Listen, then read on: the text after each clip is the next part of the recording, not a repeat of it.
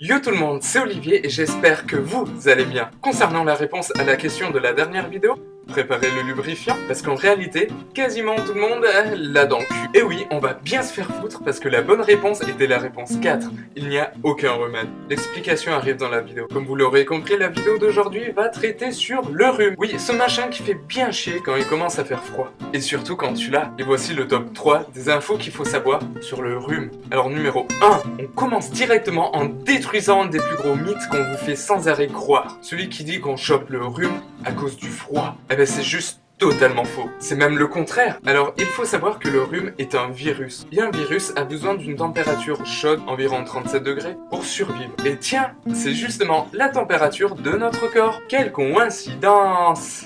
Et il est donc très peu présent dans les zones froides, à l'extérieur par exemple. Et d'ailleurs, le contre-exemple est justement que même en été, là où les températures peuvent monter jusqu'à 40 degrés, eh ben tu as quand même la crève et tu chopes un rhume. Alors qu'il fait absolument pas froid. Numéro 2.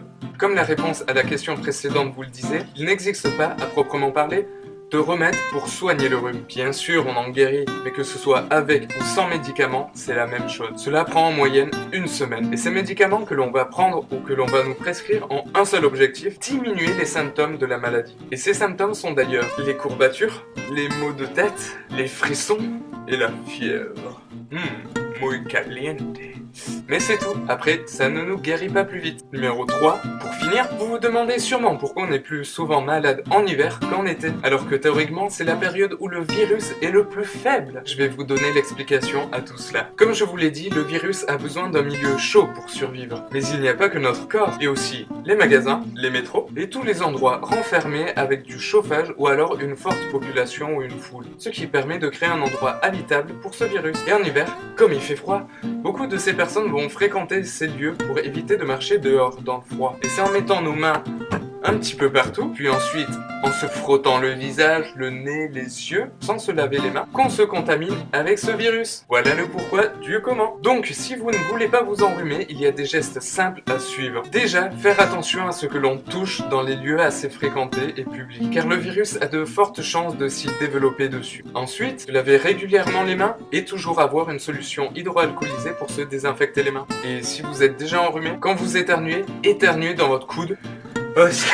Cela permettra d'éviter de contaminer toutes les parties et les personnes que vous toucherez. Voilà, la vidéo touche à sa fin. J'espère qu'elle vous aura plu. Si c'est le cas, n'oubliez pas de laisser un petit pouce bleu, de laisser vos avis dans les commentaires, ainsi que donner la réponse à la question du jour qui est... Quels sont les types de stress? Alors en 1, le déstress. En 2, le stress et le distress. En 3, le stress aigu, grave et chronique. Et en 4, le pré-stress, stress et post-stress. Attention, il y a un petit piège. Donc mettez vos réponses dans les commentaires, je donnerai alors la bonne réponse lors de la prochaine vidéo. Et pour ne pas la louper, n'oubliez pas de vous abonner à la chaîne et surtout de partager la vidéo sur les réseaux sociaux. Donc vous pouvez me suivre sur Facebook à Monsieur Olivier Samano, sur Twitter à @Olivier Samano et sur YouTube. Je l'ai déjà dit, oui je sais. Sur ce, je vous dis à très bientôt pour de nouvelles vidéos. Peace! Surprise, motherfucker!